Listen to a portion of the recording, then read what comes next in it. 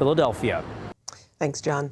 Bipartisan anger today as new details emerge in the IRS scandal. Documents showed top IRS officials in Washington knew about the targeting of conservative groups, making it clear that efforts went well beyond the one branch that was initially blamed.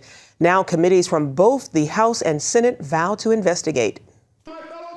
The scandal involving the IRS and Tea Party groups is growing this morning, and public outrage with it.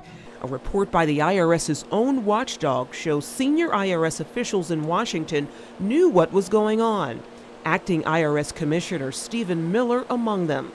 Miller was told about inappropriate scrutiny of Tea Party groups in May 2012, but he failed to disclose it in testimony before Congress in July of that year, despite being asked about it.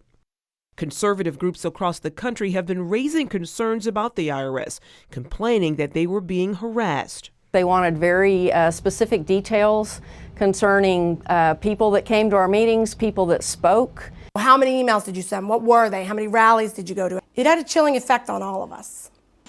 A North Carolina man says his Tea Party group qualified right away for tax-exempt status in 2009, but then his personal finances were targeted. I am squeaky clean with record keeping. And all of a sudden, I get audited.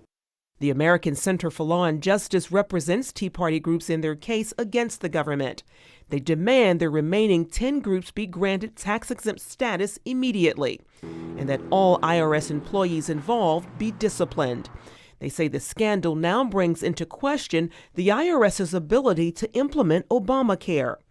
In an official letter, ACLJ head Jay Sekulow wrote, "It is no wonder that, in light of the open and notorious politicalization of the IRS vis-a-vis Tea Party and other conservative groups, many Americans view with outright alarm the called for expansion of the IRS to implement the Affordable Care Act, Obamacare."